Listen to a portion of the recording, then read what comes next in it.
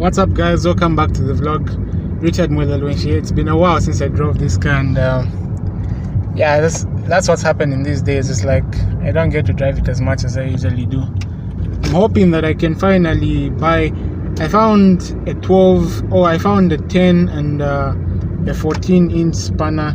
We even call them inches, but yeah. So I'm hoping right now that I can just go by a Chinese store and just look for a 12 that is missing, because I found out that I can't even remove the intake manifold without a 12, but otherwise the valve cover can come out with a 10, but I just need a 12, and the 14 I already have. So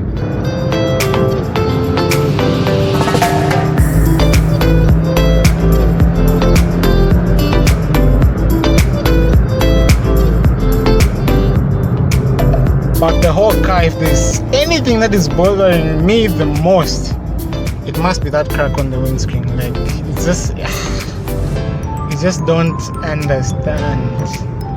It's just like on my mind instantly when I look at the screen. It's just like the only thing I see. I really don't know why this place feels like home. Something in me is telling me that just do a handbrake turn, but hey, not today. It looks so clean, as though this isn't the place where people burn rubber and all that stuff. I wish I had a drift car right about now. Just imagine start rounding that pole.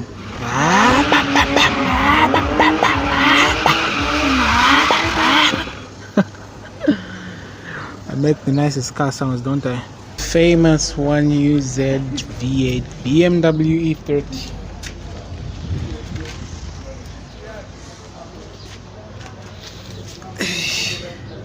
There's no gearbox. I was hoping there isn't an engine as well.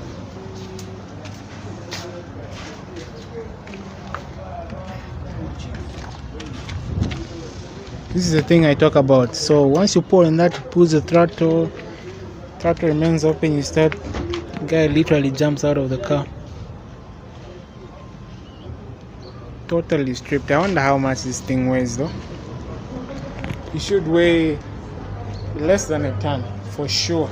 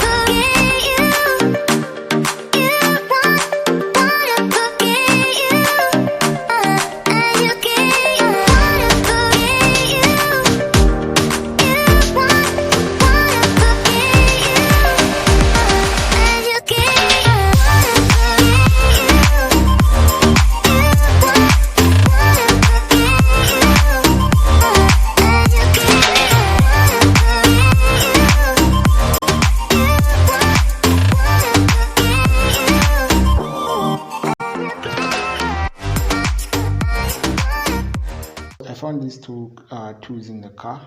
Like, I just knew they would be there, but unfortunately I wasn't able to get a 12. So that's the major thing that I needed, and I checked for it. Just trust me with my words. I checked for it in all the I only checked in one Chinese store and it wasn't there, but I was pretty sure even the other ones that were nearby, if I tried to check, they wouldn't be there, because the two were just like nearby, and I guess they're just like those that are of the same company, so to say. So yeah, I was unable to get the 12, which I really needed, because I can't get the, before I even show you the engine, I can't get the intake manifold off. And forgive me for this kind of lighting, because I can't move the engine or anything, so I can't move it to a better place where there's light. And I'm too excited to wait for tomorrow to try and do this tomorrow. And a disclaimer is, I'm not an engine builder, and obviously I don't know too many things about engines. That's why we're opening this engine, so that we can explore together and just learn new things together. Oh, this is a 10. I don't have a 12. I don't know why I keep on forgetting. That's a 14. I don't know if you can see the 10. So yeah, before I actually even get to show you the engine and all that stuff, please forgive me, because the background is just like so messed up. And yeah, let's go on. So this, if you never watched the previous video, if you never watched the previous video, that was like 2 videos back, is a 1Sz-Fe engine coming out of a Toyota Vitz Yaris UK version. So basically the 12 that I needed was for this bolt, that bolt, and basically just to take this whole intake manifold off and just like free up a lot of space. But in today's video, we're just taking away or removing the head and just seeing what lies underneath. This is a sketchy thing even for me to do, and I won't try to hide this from you guys, because I already mentioned it in the previous video that this is not my engine. So whatever I'm doing here is kind of sketchy, and I'll try to keep it hidden, so to say. I know obviously that there's so many professional builders of engines out there, so whatever you see, just mind your own business, just watch. And yeah, let's get down into it. I don't want to talk anymore, I just want to get down to it. I'm so excited right now, because I'm going to be learning one of few things. This engine is already, like, I think the bottom end is already done. So what do we need? We've got one, I don't know if you can see, there's one bolt, 2, 3, 4, 5, 6, 7, 8, 9, 10, and 11. So basically we just got like 11 bolts to undo, and we can also take off the ignition coils, and we should be fine to remove and just unplug this, what do you call it again? Okay, yeah, easy job.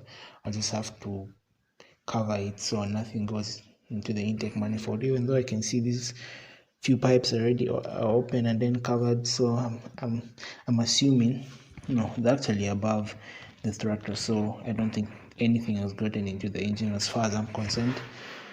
But I don't know. Concerning the oil, I'm not really sure if this thing has been drained of oil, because if you check down there, you can actually see some oil. And I even changed out of my white t-shirt because I knew it was going to get dirty, so I went into this darker one, just so that, you know. And yeah, I also found the injectors. If you are wondering in the last video what these suckers were, so these basically go in there. I don't want to do that right now, but you get the point. There's like hole there, another hole there, 2, 3, and 4, and we have 4 injectors right there. These are the injectors.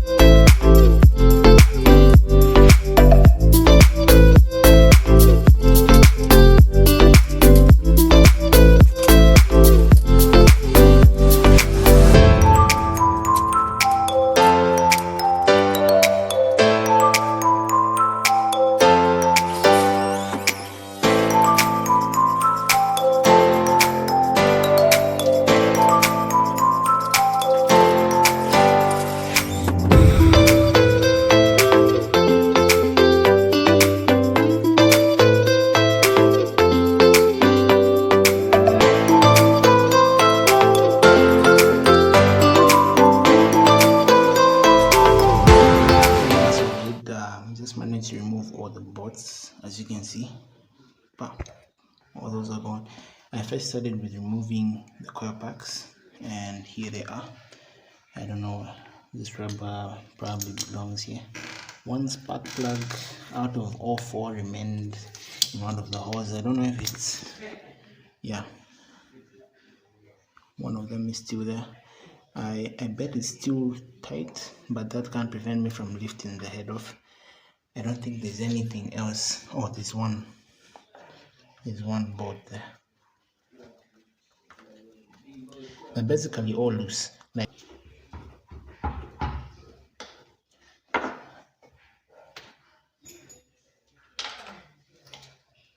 okay, so I forgot another bolt.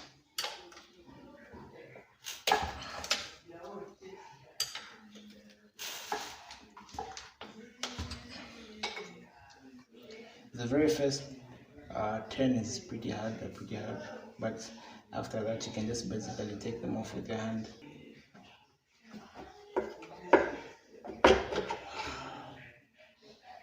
Which is off. Uh-oh. What have you dropped?